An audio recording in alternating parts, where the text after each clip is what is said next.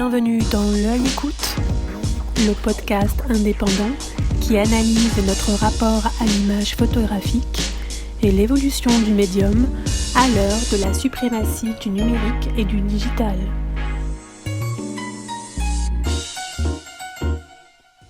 Après avoir rencontré Marie-Ève Bouillon, responsable de la mission photographique des Archives nationales, Caroline Stan, en charge de la collection photographique de Neuflize OBC, et Fiametta Horvat, responsable de la collection de son regretté père, Frank Horvat, décédé en octobre 2020, nous clôturons cette exploration de la collection avec, dans ce dernier numéro, une incursion au sein de la collection de 2 collectionneurs privés qui ont accepté, et nous les en remercions chaleureusement, d'ouvrir leurs portes à Yannick Le Guillanton. Cette visite offre l'opportunité de saisir la manière dont se forge une stratégie d'acquisition, quel en est le fil conducteur, et au cours de cette découverte, d'entrer peu à peu dans l'univers d'une collection façonnée autour du baroque, de l'orientalisme, du désir et des moments de rupture les plus marquants de nos existences. Une immersion intense au cœur d'une collection très pointue, conçue avec une passion indéniable. Bonjour Didier, bonjour Denis. Bonjour. Bonjour. Merci de m'accueillir chez vous, du côté de la place de la République, dans votre appartement, un grand appartement de style haussmannien, avec moulure, parquet, cheminée comme on en rêve. Si je désirais vous rencontrer aujourd'hui, c'est pour parler bien évidemment de votre collection, pour essayer de comprendre pourquoi, comment et par quels moyens on constitue un grand ensemble quand on aime, comme vous, la photographie. Mais avant tout, est-ce que vous pourriez vous présenter l'un et l'autre pour qu'on connaisse un peu votre univers, pour que l'on sache d'où vous venez? Didier. Alors bonjour, donc je m'appelle Didier, j'ai 56 ans, j'ai une formation d'ingénieur agronome plus précisément, et j'ai toujours travaillé dans l'univers des sites internet, de l'informatique, on va dire, au sens large. Et vous, Denis? Oui, c'est Denis, donc ravi de partager ce moment avec vous, j'ai 58 ans. J'ai une formation d'ingénieur, docteur en sciences, et je travaille dans une grande entreprise pharmaceutique. Très bien. Alors, apparemment, ce sont 2 métiers où vous n'avez pas de connexion avec l'art, mais j'imagine que vous avez une attirance pour ce sujet. Quand a-t-elle commencé cette plongée en photographie? À quel moment avez-vous commencé à collectionner la photo? Alors on a essayé de refaire un petit peu le film à l'envers, et on s'est dit que ça date environ d'une 30aine d'années pour ce qui est de l'intérêt pour la photographie. On a dû aller à peu près à toutes les éditions de Paris Photo, même du temps, pour ceux qui se rappellent, où le salon se déroulait encore au Carrousel du Louvre.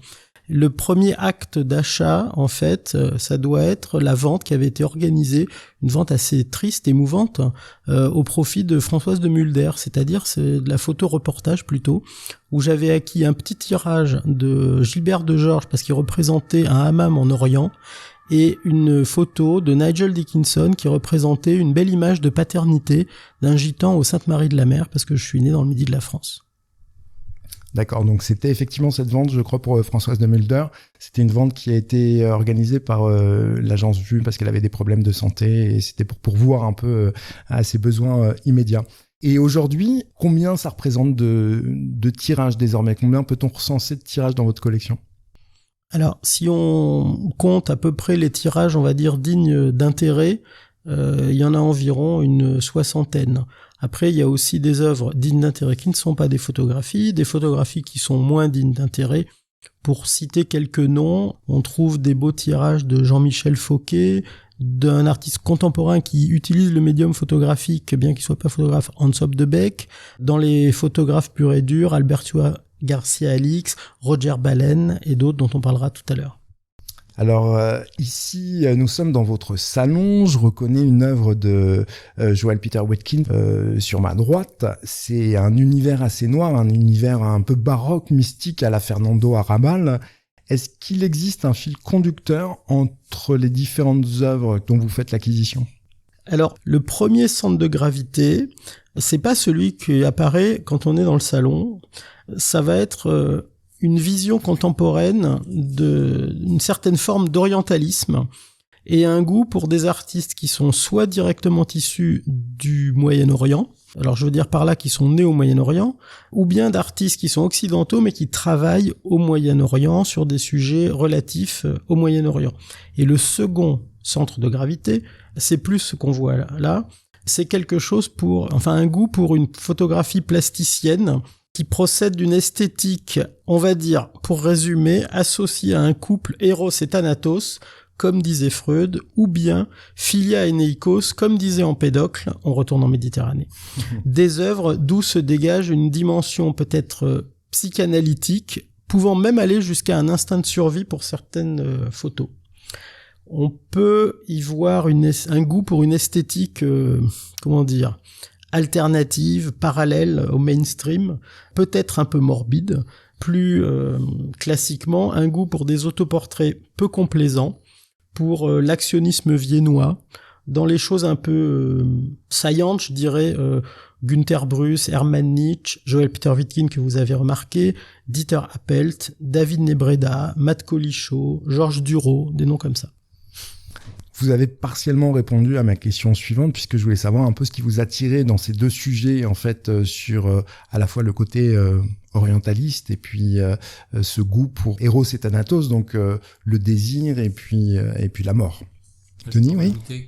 Qu'effectivement, on est tous les deux passionnés par le baroque en général, que ça soit en photographie ou en peinture, ainsi qu'à sa sublime expression en Italie et sur les rives de la Méditerranée. Donc, ce qui nous passionne dans ce thème, c'est le baroque, l'instabilité. Il est caractérisé souvent par le basculement à un moment inattendu, subi, où la mort, la souffrance, l'extase s'entremêlent en permanence. Donc, c'est tous ces thèmes qui s'entrecroisent dans notre collection, tant en photographie qu'en peinture aussi, disséminés à droite, à gauche, notamment du XVIIe siècle. Alors, est-ce que vous m'autorisez à faire un petit tour avec vous dans l'appartement pour voir quelle chose d'intérêt vous pouvez me présenter ?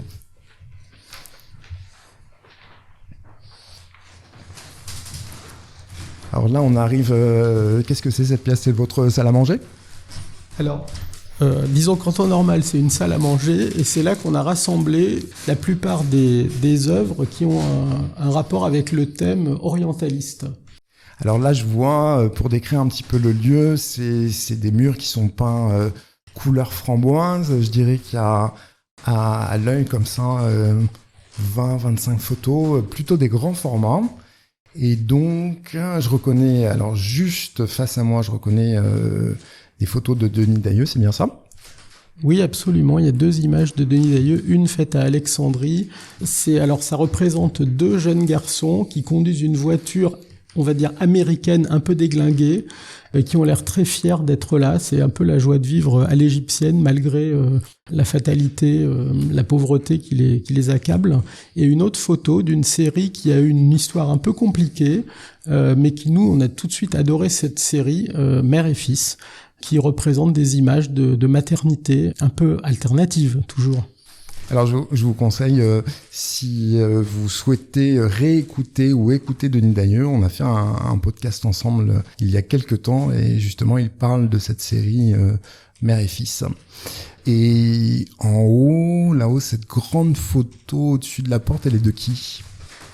Alors la photo au-dessus de la porte, c'est une des premières acquisitions d'un artiste du Moyen-Orient. Il s'agit de Raed Bawayeh, qui est un artiste palestinien de Ramallah, pas de Gaza, qui travaille à Paris depuis longtemps, et c'est un très beau portrait d'un jeune homme qui porte un peu sur ses épaules tout le destin tragique du peuple palestinien. Alors là, on est en noir et blanc, et puis sur ce jeune homme donc qui est coupé à la ceinture, au-dessus de lui, on voit un cœur dessiné, gravé ou sous forme de graffiti sur un mur. Denis ? Et pour retrouver nos 2 thèmes préférés, le baroque et l'Orient, une très très belle image, un tirage magnifique de Naples par Michael Ackermann.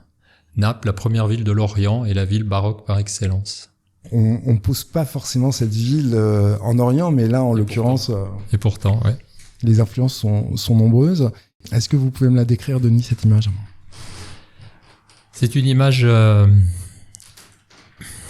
à la fois très caractéristique de Naples et en même temps difficile à identifier puisqu'elle est caractérisée par des noirs intenses, un flou marqué, des escaliers infinis et des palais en délitement. Et pour ceux qui aiment la photo, on va dire que c'est un très grand tirage d'une taille exceptionnelle qu'a fait Michael Ackerman lui-même sur un papier barité, légèrement gondolé, parce que c'est comme ça le papier barité. Oui, là on voit, alors avec la lumière qu'il y a dans l'appartement, on voit effectivement pas une petite gondole au milieu à Naples. Et là, vous avez, alors là, c'est aussi l'Orient et l'Italie. J'ai l'impression, en fait, les deux sont confondus dans ce grand tirage. Je sais pas de qui il s'agit, avec un personnage, un homme avec une cigarette, un caleçon, dans une sorte de palazzo, un endroit assez noble avec une grande porte, un tapis, et puis au fond une glace. Enfin, on voit qu'on est dans un intérieur noble. De quoi s'agit-il ? Alors, plus ou moins, parce qu'en fait, il s'agit d'un Iranien. Le photographe est iranien, le sujet est iranien. Le photographe s'appelle Reza Aramesh, c'est plutôt un plasticien. Il a une pratique, à ce moment-là en tout cas, de sa carrière conceptuelle, où il prend des photos de presse. Et donc là, le point de départ, c'est une photo de la guerre du Vietnam, qui date de 1968, qui représente un soldat Viet Cong qui est condamné à mort. Et il a représenté un Iranien dans la même pose, mais à la Kenwood House, c'est-à-dire à Londres, en fait. Ah oui, on n'est pas du tout en Italie, là. Alors, après, l'inspiration, les portes, c'est l'Italie, mais en Angleterre. D'accord, donc là, en fait, on est dans une pleine confusion des genres. Peut-être qu'on va passer à côté ?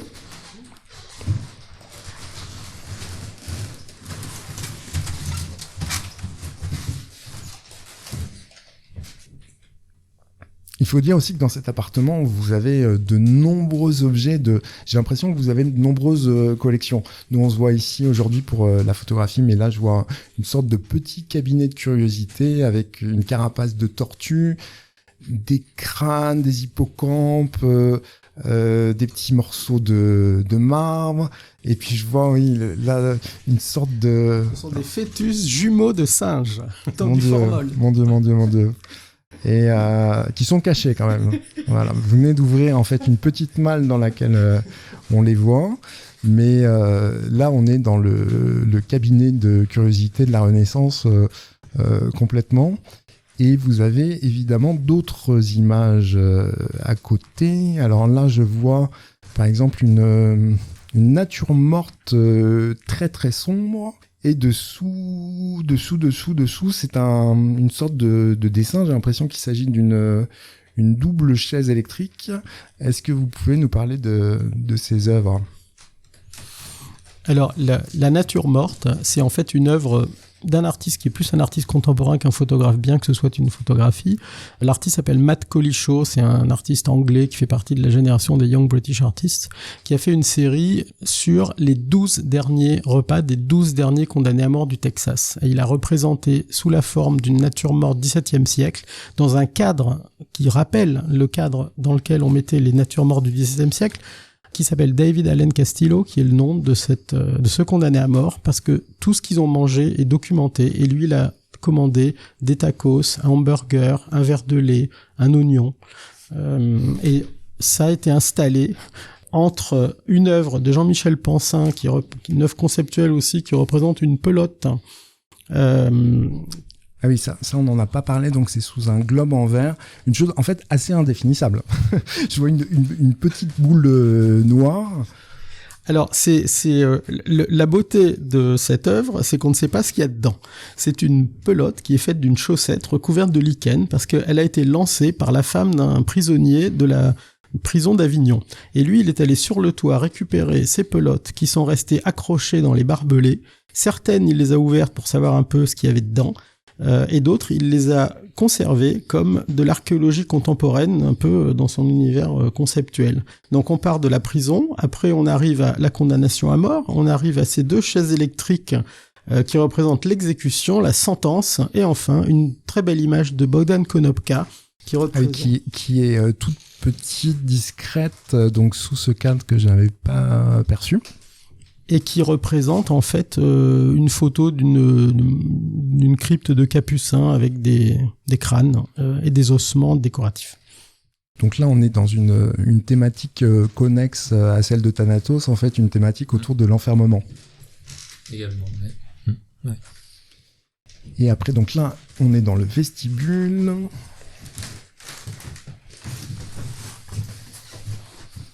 Là, on a un autre accrochage avec une douzaine de photos, peut-être, années 30, non ? Ah non, il y en a d'autres, en fait, qui sont masqués derrière la porte. Alors, d'un côté, on a des collages avec des photos et des dessins qui sont associés l'un à l'autre. Donc, on en a une douzaine. Et sur la droite, en fait, on a 6 ou 7 photographies représentant des personnages divers et variés, et une ruine romaine, j'ai l'impression, et puis en bas, c'est assez indéfinissable, en fait, c'est un paysage. Alors en fait, les collages, c'est une œuvre, un ensemble d'œuvres de collages de Eva Kotatkova, qui n'est pas une photographe, mais ça a une esthétique un peu photographique, parce que dans le collage, il y a aussi des photos qui font partie de la composition, et après, principalement, ce sont des autoportraits.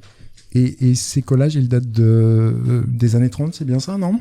Ah non, alors elle est complètement contemporaine, mais elle joue avec un univers un peu kafkaïen, donc ça peut faire penser à Kafka, bien que ce soit pas du tout de l'époque de Kafka. D'accord. Et donc sur la droite, en fait, ce sont de multiples artistes. On voit bien que la patte, la signature n'est pas la même. Qu'est-ce qui vous a poussé à les assembler ensemble, ceux-là où on voit à la fois une ruine romaine, une sorte de Christ revisité, puis des personnages aux prises avec des éléments. Alors il y a des morceaux de pulse, une sorte de boue d'argile. Enfin, on y retrouve quand même nos thématiques préférées d'Eros et Thanatos, de la Méditerranée, de l'Orient, puisqu'il y a Hicham Benaoud qui est là, et une thématique dont on a à peine parlé jusqu'à présent, mais qu'on va retrouver dans la pièce d'à côté, qui est l'autoportrait nu. L'autoportrait nu, donc l'autoportrait du photographe nu. En l'occurrence, ici, c'est une Iranienne photographe. Alors là, portrait nu et en croix. D'ailleurs, ça saute pas aux yeux qu'il s'agit d'une photographie. Si, c'est une photographie. C'est un autoportrait d'une Iranienne dont j'ai oublié le nom, mais je peux le retrouver, qui cohabite avec un autoportrait de Hicham Benaoud, une photo d'un actionniste viennois, Günther Bruce, et une photo de Molinier, qui est un peu un maître de l'auto nu. Qui est caché. Oui. Qui est caché. Ouais. On voit un fessier. Ce sont tous des autos nus. D'accord.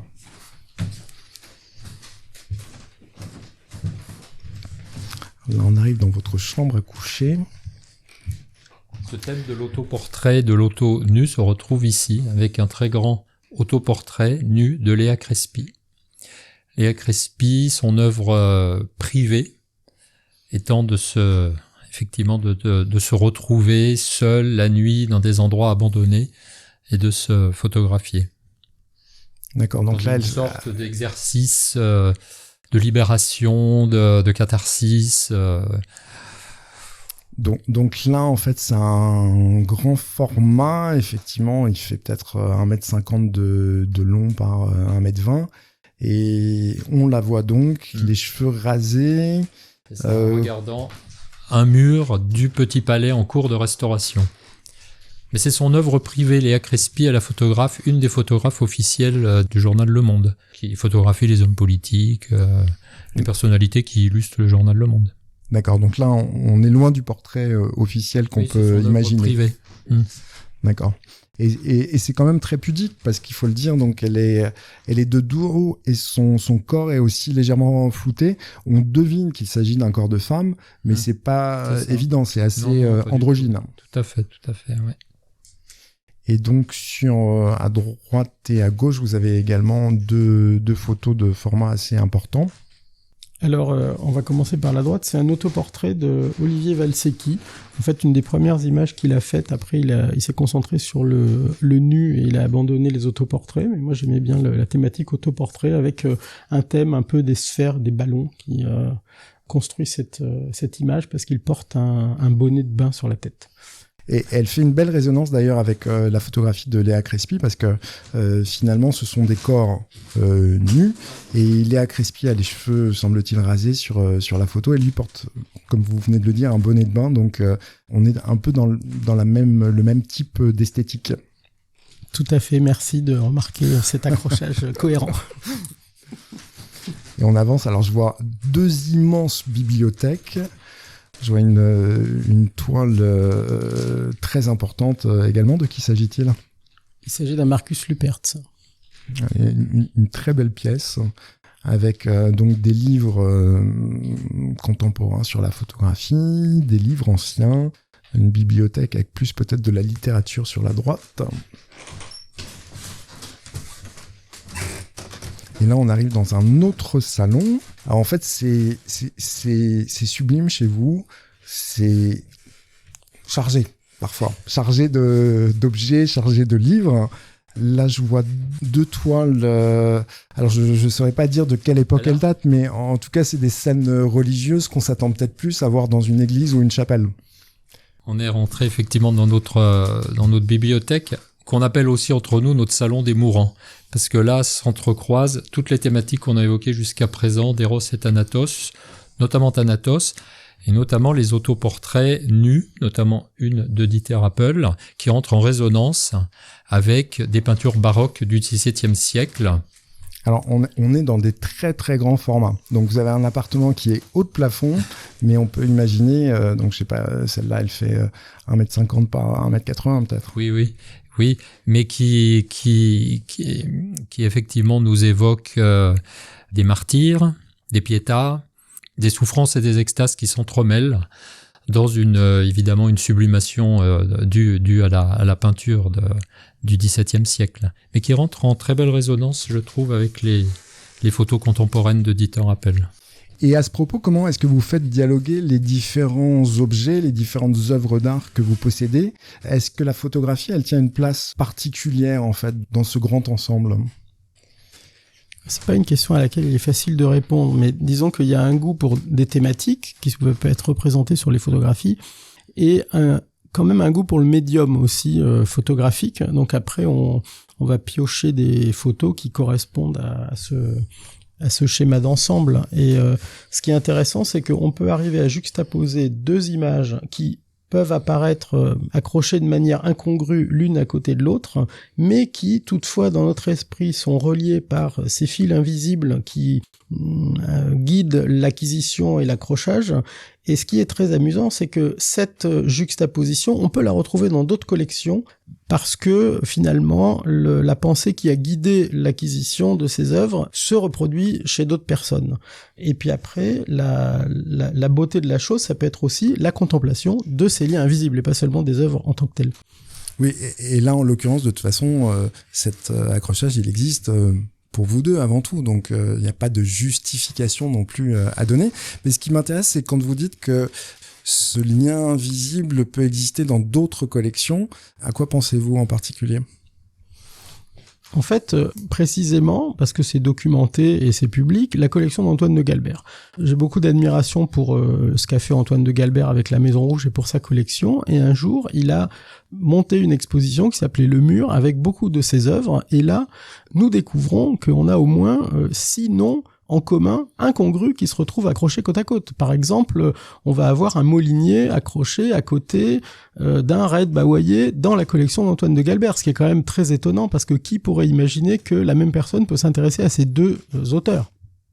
Un artiste en appelle un autre, une géographie en appelle une autre. Je pense, en regardant Dante à l'entrée des enfers, me fait immédiatement me trouver, par l'imagination, à Naples, où se trouvent ces martyrs.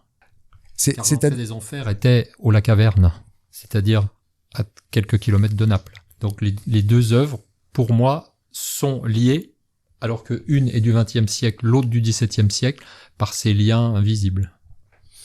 Et d'ailleurs, je vois en fait pas très loin de vous une autre représentation de l'Italie. Donc on reconnaît en fait un tirage de Patrick Feigenbaum qu'il a fait sur les les palais italiens, sur les familles patriciennes italiennes. Je crois, Denis, que vous avez une petite anecdote au sujet de cette photo. Est-ce que vous pouvez nous la décrire ? Ah oui, alors en effet, cette photographie a une très très longue histoire que je vais essayer de vous résumer de la manière suivante, car elle est un peu compliquée. Mais tout part de ma passion pour Rome. Et comme vous le savez tous, à Rome, il y a des princes, des princesses et des empereurs, parfois les deux. Alors, qu'est-ce qu'on voit sur l'image ? Donc, cette photographie de Patrick Feigenbaum représente la princesse Pallavicini dans son palais de Rome, entourée par des chefs-d'œuvre de la peinture, comme Lorenzo Lotto, Rubens, Poussin. Elle est assise dans un fauteuil roulant, très âgée, ne pouvant plus marcher, entourée par ses domestiques et ses maîtres d'hôtel dans ses pièces somptueuses. Alors comment cette photographie est arrivée jusqu'à notre collection ? C'est là que l'histoire est un peu compliquée. Tout a commencé indirectement par l'achat d'une autre peinture de Patrick Feigenbaum. Une autre photo. D'une autre photographie de Patrick Feigenbaum, dans des circonstances un peu particulières, d'une vente de photographies relativement peu fréquentée, dans laquelle j'ai pu obtenir une photographie d'un empereur romain qui appartenait à une série des empereurs romains faits par Patrick Feigenbaum à la Villa Médicis il y a très longtemps et que je convoitais depuis tout aussi longtemps. C'est des photographies très très peu diffusées, très difficiles à trouver. Il se trouve que je peux m'emporter acquéreur. Et cette acquisition déclenche quelques jours après une avalanche de réquisitions, de requêtes, de demandes. Est-ce que vous voulez nous la revendre, s'il vous plaît ? Puis de demandes en exposition, pouvez-vous nous la prêter pour une autre exposition ? Jusqu'à la dernière requête, près de 10 ans après, même 15 ans après son acquisition, par le photographe lui-même, qui m'explique reconnaître en cette photo de cet empereur romain Héliogabale, pour le nommer, un autoportrait de lui, du photographe. Donc, qui évoque tout de suite un des thèmes de notre collection, les autoportraits. Bien sûr, oui. Voilà, ici, pas forcément nu, puisque c'est un empereur romain, c'est un buste, voilà, mais quand même un autoportrait. Donc, Patrick Feigenbaum étant un artiste que j'admire, j'acquiesce à sa demande de lui restituer la photographie d'Héliogabale, et en échange de quoi, il me donne une photographie de ma princesse préférée, romaine, la princesse Pallavicini, dans son palais. Une autre série que Patrick Feigenbaum avait réalisée, les princes italiens, les princes romains, série. On est toujours plus ou moins dans la même série, c'est-à-dire la série de photos qu'il a réalisée au moment où il était en résidence à la Villa Médicis. Exactement. Et je choisis la princesse, en discussion avec lui, je suis tout de suite attiré par la princesse Pallavicini, qui me rappelle un souvenir de plus de 30 ans, quand j'avais 20 ans, ce souvenir de cette visite au palais de la princesse, répondant à une de mes lettres que je lui avais écrites quand j'avais 20 ans, en lui demandant la permission de pouvoir entrer une seule fois dans son palais qui est totalement fermé au public. Et elle m'avait dit « mais venez » bien naturellement. Et j'avais été reçu donc au milieu de tous ces trésors, et elle assise sur sa chaise roulante au fond du jardin. Donc je pouvais la retrouver 30 ans plus tard. Donc là, pour le coup, c'est un souvenir vraiment très personnel. Oui, en effet, qui me replonge dans ma ville préférée, Rome. Alors Didier, Denis, on a compris que vous êtes tous deux passionnés, mais il y a une question que nous n'avons pas abordée, c'est la question de la valeur. Est-ce que vous envisagez cette collection comme un placement ? Est-ce que vous faites un arbitrage par rapport au coût de vos acquisitions ? Est-ce que vous lui dédiez un budget spécifique, puisque c'est assez colossal tout ce qu'on voit ici ? Non, alors la réponse à la première question est assez simple. Non, on ne voit absolument pas la collection comme un placement, n'ayant pas de vue spéculative, ni de revendre la collection à aucun moment. On en parlera peut-être plus tard. En revanche, en ce qui concerne le budget d'acquisition, bien évidemment qu'il faut un petit budget d'acquisition que l'on acquiert peu à peu, mais d'une manière assez simple, on s'est toujours tenu à cet adage qui nous avait beaucoup plu de Françoise Giroud, qui était une grande collectionneuse d'art contemporain, qui disait que c'était important pour elle de vivre entourée d'art et de soutenir les artistes, et qu'elle consacrait 10% de ses revenus par an à l'achat d'œuvres d'art anciennes, contemporaines, soutien aux artistes. C'est ce qu'on essaie de faire à notre modeste niveau. D'accord, donc en fait collectionner, alors évidemment ça dépend de quel type de pièce, mais c'est à la portée de tout le monde, il faut pas être riche pour être collectionneur. Il faut en avoir la volonté, mais 10% de son revenu peut être quelque chose d'envisageable. Didier. Je vois les choses un peu différemment ou de manière un peu complémentaire, c'est que si on parle de photographie, chaque image fait partie d'une œuvre, soit d'une œuvre qui est en devenir si on parle d'un jeune photographe, ou d'une œuvre qui a plus de maturité pour des photographes qui ont plus d'années derrière eux. Et en fait, on peut acheter une image pas très chère à un jeune photographe pour l'encourager, on va dire. C'est pas forcément un placement, mais c'est plutôt un pari sur son avenir et puis pour l'aider, parce que c'est pas facile d'être photographe. Et puis les grands photographes, alors eux, on va dire que je les imagine un peu comme des jalons de cette espèce de construction intellectuelle qu'est la collection. Et là, peut-être une fois par an, on se dit on va acheter une belle image d'un photographe important parce que cette photo vient comme une brique solide, fondamentale de cette construction intellectuelle qui est la collection. Donc des pierres de taille avec des briques autour qui prennent peut-être plus d'importance avec le temps. Alors Didier, Denis, l'un des sujets de votre collection, c'est aussi le désir. Tout collectionneur n'est-il pas emporté lui aussi par le désir, celui de posséder une image? Est-ce que il vous est déjà arrivé, alors vous nous avez raconté cette très jolie histoire avec la photographie du Palazzo romain, est-ce qu'il vous est déjà arrivé qu'une image à laquelle vous teniez vous échappe? Oui, bien sûr, ça fait partie de la quête des artistes que l'on aime bien, des images. Ce n'est pas une frustration, c'est une déception très temporaire, étant donné que la quête fait partie du désir, qui mène le jour où elle se concrétise à un bonheur encore plus grand. Et vous avez la chance aussi de collectionner, pour le coup, la photographie est un multiple, donc vous pouvez tout à fait envisager ou imaginer qu'une autre image de ce type, en fait, le jumeau apparaisse. Oui. Et je voulais vous poser aussi une question par rapport à votre filière d'approvisionnement, si je puis dire, concernant la photographie. Où faites-vous l'acquisition de ces images? Est-ce qu'il s'agit de salles des ventes? Est-ce qu'il s'agit de galeries? Principalement, quand même, les galeries. Parfois, pour les jeunes photographes, ça peut être quasiment directement auprès du photographe. Avec Internet, on peut repérer tout simplement des photographes et on se dit « Ah bah tiens, j'aime bien cette esthétique, ça me paraît intéressant, j'ai envie de les rencontrer. » Et puis, s'ils me plaisent, de les aider. Si leur démarche me plaît, pour être précis, de les aider. Après, évidemment, les ventes aux enchères, ça peut être des opportunités. On peut regarder, tiens, j'aimerais bien une photo d'un tel, mais je veux pas non plus la payer trop parce que peut-être elle est un peu marginale. Mais s'il y a une opportunité, pourquoi pas? Après, les galeries sont très importantes et les galeristes aussi parce que ils défendent les artistes, ils mouillent la chemise. Souvent, ils font découvrir des gens, ils font rencontrer des gens, ils font rencontrer d'autres collectionneurs. Donc c'est aussi, on a beaucoup acheté à des galeristes aussi, bien sûr. Et Paris, d'ailleurs, soulignons-le, est un marché très actif par rapport aux galeries et par rapport au marché, ne serait-ce qu'avec la présence de Paris Photo. Votre collection, bien évidemment, elle n'est pas présentée au public. À travers ce podcast, vous nous faites le privilège de partager votre passion. Est-ce que vous avez l'envie ou est-ce que vous avez pensé à l'ouvrir plus largement, au-delà de vos amis et des gens qui peuvent passer dans cet appartement ? Alors évidemment, on est dans un appartement privé, mais on a quand même été sollicité une fois, pas pour la photographie, mais pour la partie dessin par F de Medeiros, qui est l'organisatrice du salon des dessins, qui nous a demandé de prêter ce qu'on avait en dessin. Donc on s'est prêté au jeu, c'était assez sympathique de faire ça. Et du coup, on était aussi là pour défendre et expliquer aux gens pourquoi ces dessins-là.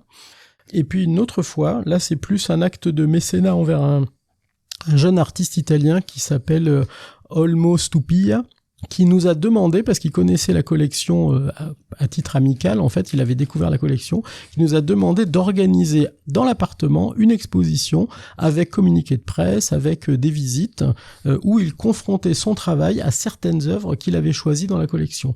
Et dans les œuvres qu'il avait choisies, il y avait par exemple une œuvre de Hermann Nietzsche, d'une action qu'il avait faite, et une œuvre de Ali Chéri qui représente la Mecque. Alors là, vous êtes presque transformé en galeriste, puisque pour le coup, vous avez présenté le travail de ce jeune artiste. Je sais pas si, j'imagine qu'il n'est pas représenté à Paris, avec une mise en regard avec d'autres œuvres. On l'a fait comme un acte amical de mécène, plus qu'avec une intention de vendre quelque chose ou d'en tirer un profit quelconque. Et puisque vous l'avez souligné, on l'a dit à plusieurs reprises, vous êtes donc des particuliers. Quel est l'avenir de cette collection ? Comment vous l'envisagez ? Est-ce que vous imaginez la disperser un jour, vendre quelques pièces ? Est-ce que vous savez, alors je vous parle pas du Thanatos, bien sûr, je vous parle pas de votre mort, mais qu'adviendra-t-il de cette collection ? Non, très honnêtement, on n'en a pas beaucoup réfléchi à ça. Elle fait partie de notre identité, d'une certaine manière. Elle nous est importante pour vivre au jour le jour. Elle nous accompagne dans nos joies, dans nos peines. Donc, on n'a pas spécialement envie de la disperser, mais plutôt de l'enrichir progressivement. Certaines œuvres, peut-être plus tard, retrouveront par donation un lieu plus approprié ou qu'elles ont quitté et qu'elles retrouveront. On a quelques idées en tête. C'est quoi un lieu approprié ? Ça peut être un musée, ça peut être une fondation, une église, ça peut être différents endroits. Mais rien n'est bien clair encore. Voilà, maintenant, comme tout le monde le sait, tout a une fin, les collections comme le reste. Alors justement, tout a une fin et on arrive à la fin de notre entretien. J'ai une dernière question à laquelle vous avez partiellement répondu déjà. Toutes ces œuvres que vous fréquentez au quotidien, est-ce qu'elles ont un impact sur votre vie ? Est-ce qu'elles ont une influence ? Alors, oui, bien sûr. On peut dire quelque chose d'un peu exagéré peut-être, dire que c'est un besoin fondamental, que ça vient combler une frustration peut-être d'être un artiste raté ou un artiste manqué, comme on dirait un garçon manqué. Après, ça structure aussi la vie sociale, parce qu'on va à des foires, on rencontre des gens, des photographes, des galeristes, d'autres collectionneurs, on échange autour de la passion. Donc évidemment, ça structure un petit peu notre vie. En plus, la chance qu'il y a avec la photo, c'est que les photographes sont des personnes beaucoup plus accessibles que les artistes contemporains, on va dire à notoriété égale. Parce qu'évidemment, les jeunes artistes, c'est toujours plus facile de les rencontrer, ils sont plus ouverts. Mais des photographes importants, on peut les rencontrer relativement facilement. Par exemple, Paris Photo organise des signatures de livres où on peut aller voir plein de photographes et c'est formidable. Ils sont beaucoup plus ouverts sur savoir ce que deviennent leurs images en quelque sorte. Donc finalement, le dialogue, vous le poursuivez à la fois avec les artistes et j'imagine aussi entre vous quand il y a une bataille sur un accrochage ou quelque chose comme ça. Oui ? Comme vous l'avez compris, on a une fascination pour les artistes aussi. Ils ont un langage à eux, bien particulier évidemment. Comme on vous l'a dit au début, nous sommes tous les deux des scientifiques, donc on n'a pas le même langage que les artistes. Mais on aime beaucoup échanger avec eux. Et voilà. En ce qui concerne les artistes disparus, eh bien leur œuvre continue à nous parler indirectement. Et j'avoue que pour moi, l'art, c'est aussi un exercice de mémoire, d'encapsulation du temps, des souvenirs que m'évoquent les œuvres que j'ai sous les yeux ou que je découvre au fil de la vie. Merci infiniment à vous, Didier et Denis, de m'avoir ouvert la porte de votre appartement pour partager avec nous votre goût pour l'art et pour la photographie. Merci encore. Merci. Merci à vous.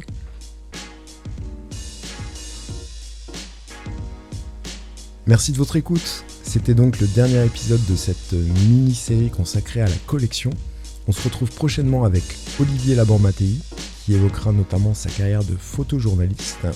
et il nous parlera aussi d'un livre qui vient tout juste de paraître chez Emeria, qui s'intitule Neige Noire et qui se déroule au Groenland.